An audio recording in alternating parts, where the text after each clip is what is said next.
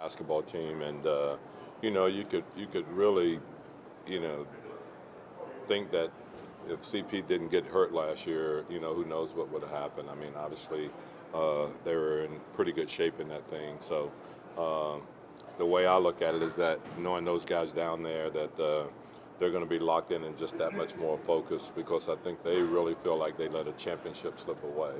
And so you're going to get their best shot every night, and I think that's the kind of focus you're going to have. So we'll have to play at a real, real high level, and obviously individually we'll have to play defense because they're the best isolation team in the league. And, we also is going to have to manage our turnovers, because turnovers against these guys are really, it's like death. So we got to do a good job in that area. Has your defense improved since preseason? I think it has. I mean, for us, in a lot of the games, we were just trying to play at a pace that we wanted to try to have and do consistently throughout the regular season. And so some of them we got a little bit out of control, but we want to play at that pace, and then we want to be able to manage our turnovers.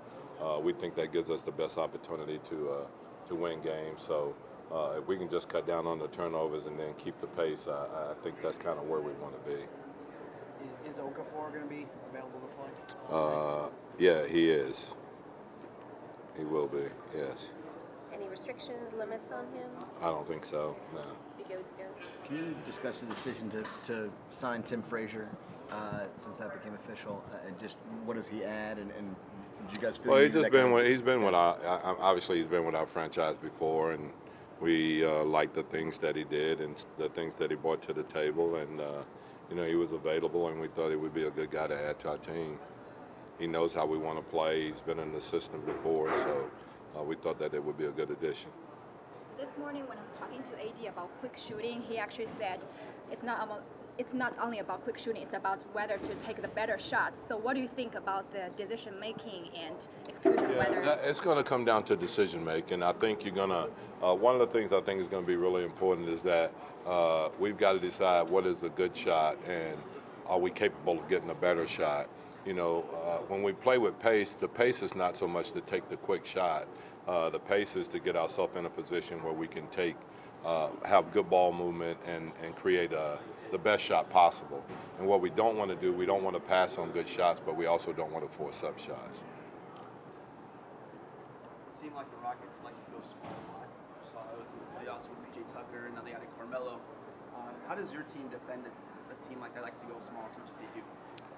We just play the way we play. We don't try to match up with anyone or anything like that. We're going to play our best players, they're going to play their best players.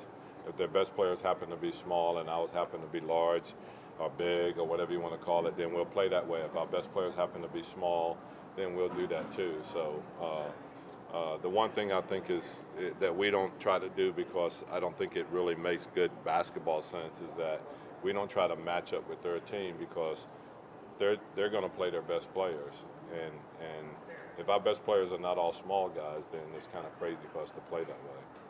Do you have a number goal, minutes-wise, for Julius Randle? No, I don't have I don't really have a number goal for any of those guys.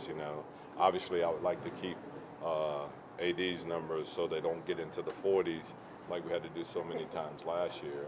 I think if we can keep his, mid-30s or whatever, I would be happy with that. Yeah.